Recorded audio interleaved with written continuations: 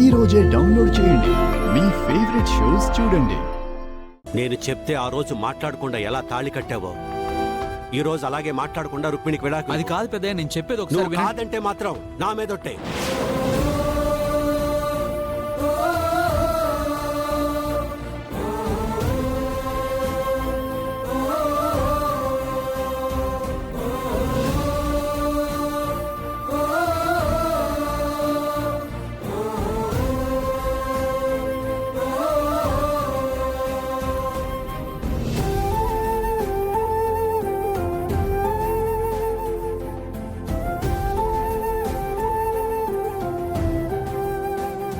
బాధపడకమ్మా, నీ రాజుని నీకు అప్పగిస్తాను. నీకు నేను న్యాయం చేస్తానమ్మా, నువ్వు బాధపడకు. మరి రుక్మిణికి ఎవరు న్యాయం చేస్తారు సూర్య?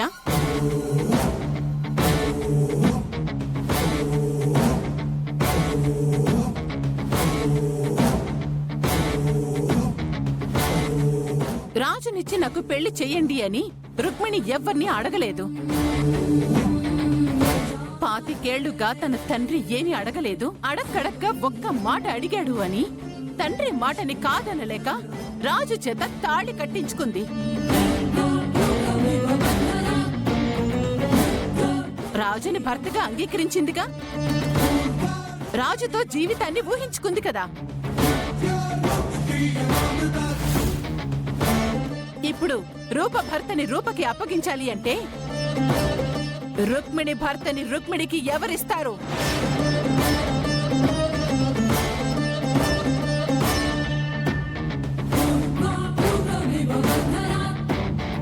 నేనిస్తాను. మంచి సంబంధం చూసి రుక్మిణికి పెళ్లి చేస్తాను. నీకు నచ్చినప్పుడు పెళ్లి చేయటానికి, నచ్చనప్పుడు విడాకులు ఇచ్చేయటానికి నువ్వేమనుకుంటున్నావు? అంత నీ ఇష్టమేనా?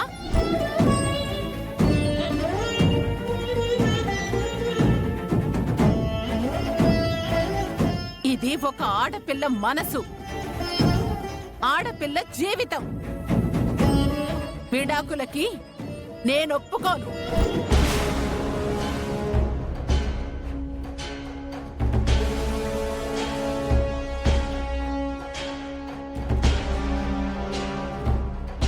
అబ్బబ్బబ్బబ్బబ్బా, ఈ రోజేంటో బంపర్ ఆఫర్లా ఉంది.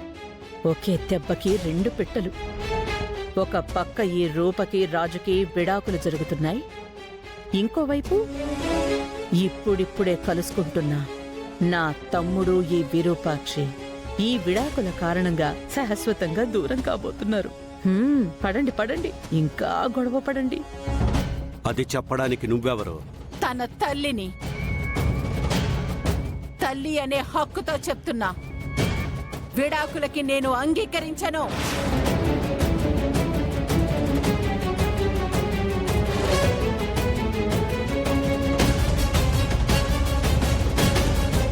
నా మాటకి ఎదురు చెప్తున్నావా? నా బిడ్డ జీవితానికి న్యాయం చేయమని చెప్తున్నా. ఆఖరిసారిగా చెప్తున్నాను, నా నిర్ణయానికి అడ్డుపడకు. నేను ఆఖరిసారిగానే చెప్తున్నాను, తప్పుడు నిర్ణయం తీసుకోవద్దు. విడాకులు ఇప్పించి తీర్తాను. అది ఎప్పటికీ జరగనివ్వను.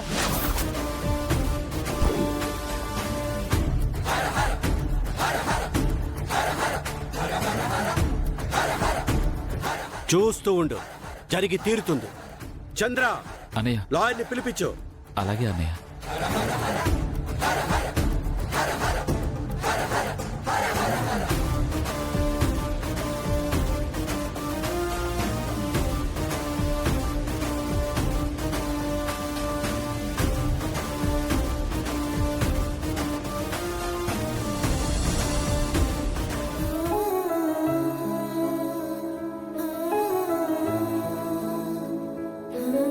రాజుకి నువ్వు విడాకులిచ్చేయమ్మా.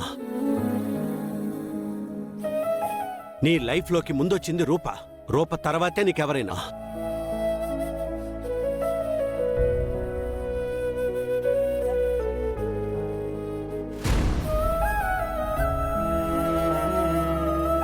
రేపు కోర్టులో విడాకులు రాకుండా ఉండాలంటే మనం కోమలి గురించిన నిజం అందరికీ తెలిసేలా చెయ్యాలి. లేదంటే మొదటికే మోసం వస్తుంది. కానీ కోమలి గురించి నిజం తెలిసిన వాళ్ళెవరూ మనకి అందుబాటులో లేరు కదమ్మా. ఉన్న ఒక్క అశోక్ని కూడా వాళ్లే బంధించారు. ఎక్కడ బంధించారో, అసలు ప్రాణాలతో ఉంచారో లేదో కూడా తెలియట్లేదు. ఆ అశోక్ని గనక తీసుకురాగలిగితే మన సమస్యకి పరిష్కారం దొరుకుతుంది. లేదంటే కష్టమమ్మా. నువ్వేం భయపడకు రూపా. ఇప్పటి వరకు ఎలాంటి సిచ్యుయేషన్ వచ్చినా, ఏ శక్తి ఎదురైనా నిన్ను రాజుని విడదీసిందే లేదు. అలాంటిది ఈ కోమలి విడదీస్తుంది అంటే అది దాని భ్రమ. హ్మ్. కోమలి టైం దగ్గర పడింది. అందుకే ఇంత గొడవ చేసి కోర్టు వరకు లాగింది.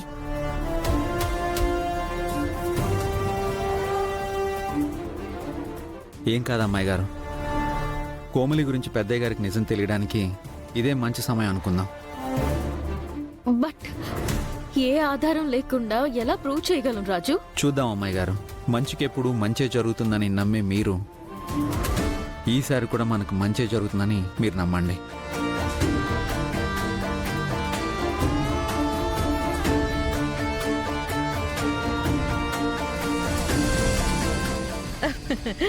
కోమలి, మొత్తానికి మన నాటకంలో చివరి ఘట్టానికి చేరుకున్నాం.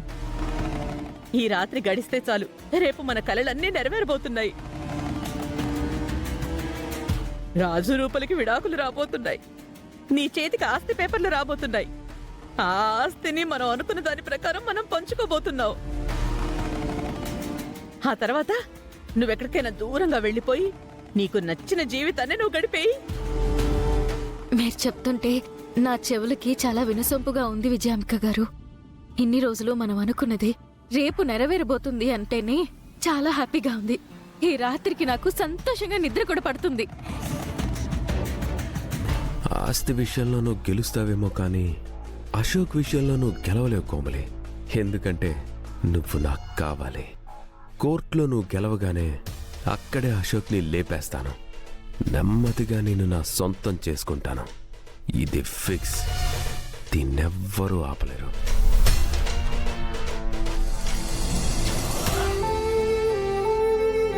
తల్లి అనే హక్కుతో చెప్తున్నా, విడాకులకి నేను అంగీకరించను.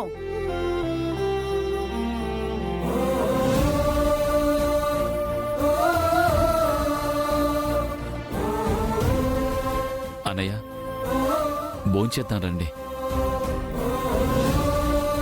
అన్నయ్య,